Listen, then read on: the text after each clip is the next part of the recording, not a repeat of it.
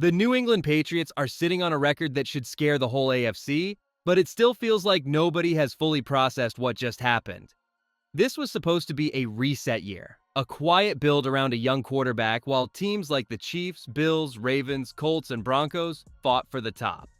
Instead, the Patriots have stacked win after win until they are 8-2 with 7 straight victories, tied with the so-called heavyweights at the top of the conference. They walked into Buffalo and won. They went down to Tampa and beat a tough defense in their own house. While most of the league was busy talking about everyone else, New England quietly moved into a spot where the road to January might run right through them. What makes this so wild is how normal this roster looks on paper. There is no obvious superstar wide receiver 1. The offensive line is good but not dominant. The run game has flashes but still feels up and down. Yet the numbers keep telling the same story. The Patriots are putting up around 27 points a game, only giving up about 19. And every advanced model you look at gives them a huge chance to make the playoffs with a strong shot to win the AFC East. Drake Maye is not just playing well. He is slipping into real MVP talk with 19 touchdowns and only 5 interceptions, leading clutch drives against defenses that normally make young quarterbacks crumble. Mix that with a free agent class that is hitting and a rookie group that keeps making explosive plays, and it starts to look less like luck and more like a front office and coaching staff that saw something before the rest of us did. But here's the twist that really shows how much the Patriots have finessed the league.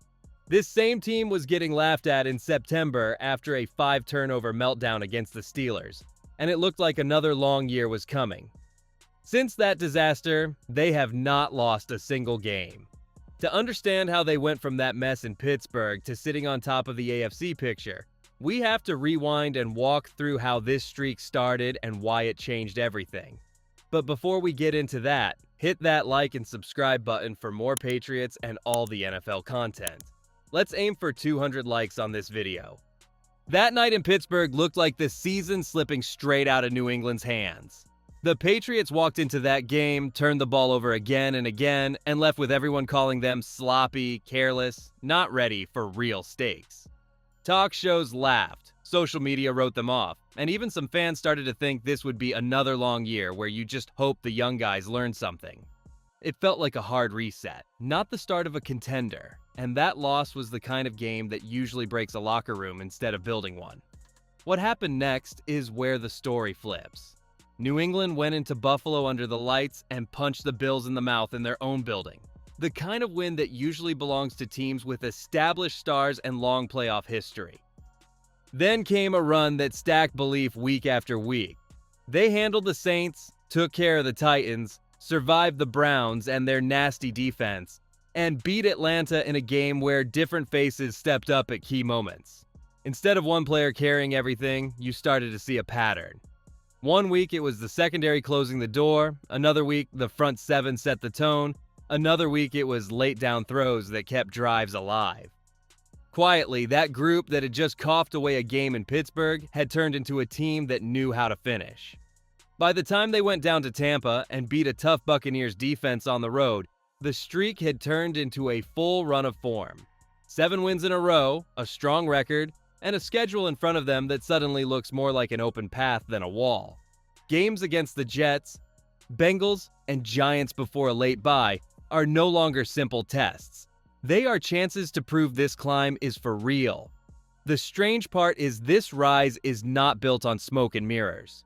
When you look closely at how the quarterback has changed since that ugly night in Pittsburgh and what he has done against the best defenses on the schedule, you start to see why this stretch might only be the beginning.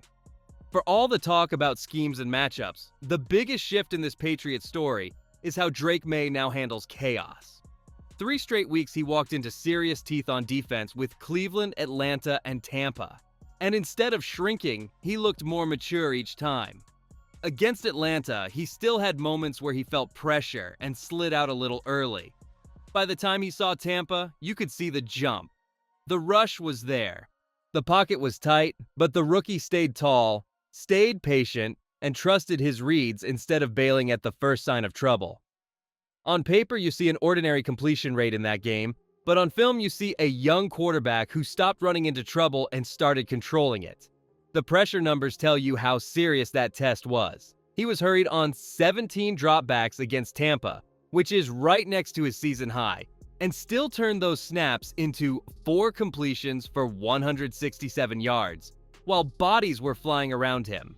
Think about the Pop Douglas strike on 3rd down when the blitz was screaming off the edge, or the deep shot to Kyle Williams on 3rd and long where he released the ball as he was getting hit. Or the throw that dropped into Mac Hollins from more than 50 yards out with a rusher closing on his blind side. Then there is the 4th down touchdown to Stefon Diggs before halftime, where Diggs was not even open when Maye started his motion.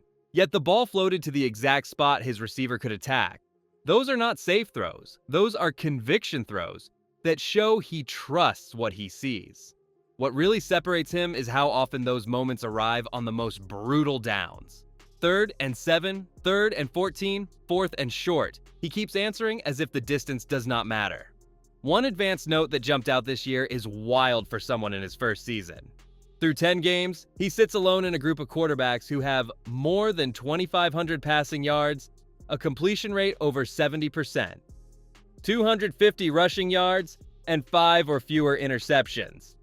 That is rare air for any passer, never mind a rookie still learning every defense in the league. And the scary part for opponents is he is not doing it alone. The more comfortable he has become under fire, the more his young skill players have started to turn small openings into game-breaking plays. And those rookies are the next part of this story. The New England Patriots did not need a superstar name at wide receiver when their rookie class started playing like they owned the moment. Tre'Veon Henderson walked into that Tampa game and ran like a player who had no idea he was supposed to be nervous. With Jennings hurt and Rondre Stevenson managing his own issues, Henderson stepped in and ripped off chunk gains that completely flipped the energy of the night. He finished with 14 carries for 147 yards and 2 touchdowns, and those were not empty numbers. Every time it felt like Tampa had the run bottled up, he found daylight and turned a normal snap into a back-breaking play. For a rookie to carry that kind of load in a tight road game says as much about his mindset as it does about his speed. Kyle Williams brings a different kind of chaos to this group. He is the vertical shot that keeps defensive coordinators awake all week because he only needs 1 snap to change the math.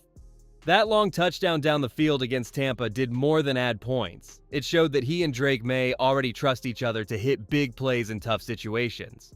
When a rookie wideout can win deep, track the ball, and finish in stride, it stretches the entire field and makes life easier for everyone underneath. Then you layer in Craig Woodson, another rookie who keeps showing up wherever the ball is. He blitzes, chases from the backside, and closes in coverage with the calm of someone who has been doing this for years. These young players are not just filling in snaps, they are shifting how the offense and defense function on critical downs. The crazy part is how often these rookies shine right when the game is tightest. Henderson turning a normal handoff into a season-defining run. Williams bailing out a long yardage situation with a deep strike. Woodson crashing through on a blitz or closing a tackle short of the sticks. That is the kind of help most young quarterbacks only dream about. New England did not just draft talent, they brought in rookies who play like closers.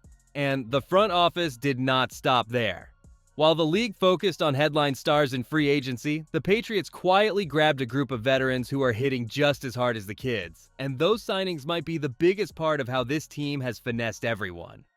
While everyone argued about draft grades and rookie rankings, the New England Patriots quietly robbed free agency.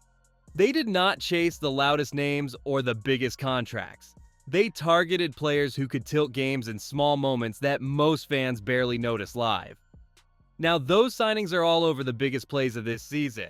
When you really look at how often veterans like Stefon Diggs, Mac Hollins, Khyiris Tonga, K'Lavon Chaisson, and Corey Durden show up in key spots, it starts to feel like New England won a second offseason that the rest of the league never saw coming. Khyiris Tonga is the perfect example. One drive, he is clogging the middle and wrecking run lanes. The next, he is lining up at fullback and blowing open holes that turn ordinary carries into explosives. Stefon Diggs brings more than highlight catches. He makes tough grabs on money downs, throws blocks that spring runs, and calmly snatches the onside kick to end the Tampa game when everything is on the line. Mac Hollins was supposed to be a role player, but keeps posting nights like 6 catches for 100-plus yards with third-down conversions that keep the offense on schedule. Kalavon Chason turns long rushes into effort sacks by chasing plays that would usually escape. Corey Durden rotates in as a powerful interior body who keeps the front fresh and disruptive deep into the fourth quarter. None of these signings were treated as headline news, yet they all keep tipping the scale in tight moments. What makes this so dangerous for the rest of the AFC is how perfectly these veterans fit into what New England is trying to be. They give Mike Vrabel and Josh McDaniels smart, tough pieces who know their jobs and do not flinch in high-pressure snaps. That lets the coaches call aggressive fronts, take chances on fourth down, and trust that the details will hold up when everything speeds up. The rookies bring juice, the free agents bring control, and together they create a roster that plays far more grown-up than its age. To really understand why this works, you have to look at the mindset behind it. Because the biggest shift in New England is not just who they signed, it is how Vrabel has reshaped the team's daily standard and how McDaniels has leaned into that on game day. The New England Patriots did not just change schemes, they changed how they live every day in the building. Mike Vrabel tried to give his team extra rest by cutting the main team meeting, and the leaders told him they wanted it to stay exactly where it was. That sounds small, but it tells you a lot. The players chose more work instead of more sleep because they feel those meetings matter when the game is on the line. Then you hear about Drake Maye explaining why the group picked an outdoor practice in the cold when they were given the option to go inside. He kept it simple and called it "no shortcuts." That is not a slogan on a wall. That is a real standard the locker room is starting to protect on its own. Vrabel connects to that group in a way that feels different from last season. He has been the star, the role player, the special teams grinder, and it shows in how he handles his guys. When Christian Barmore went down and stayed on the turf, Vrabel was right there next to him, holding his hand and talking him through it. In that moment, he was not just chasing sacks and pressures. He was telling a key defender that the staff cared about the person first and the stats second. At the same time, he never blurs the line. Players talk about him like a perfect parent, close enough to understand, firm enough that everyone knows who makes the final call on fourth down.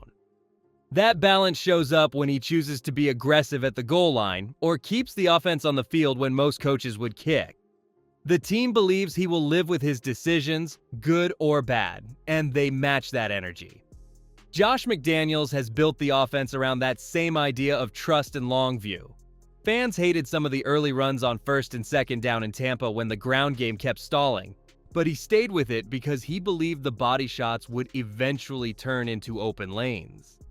Later in that same night, the patience paid off with long scores from Tre'Veon Henderson that broke the game open.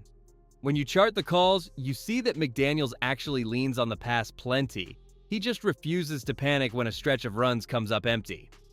Put that together with Vrabel's steady voice, and you have a staff that will not flinch when the season tightens. But even with that strong mindset, there are real problems still hiding underneath.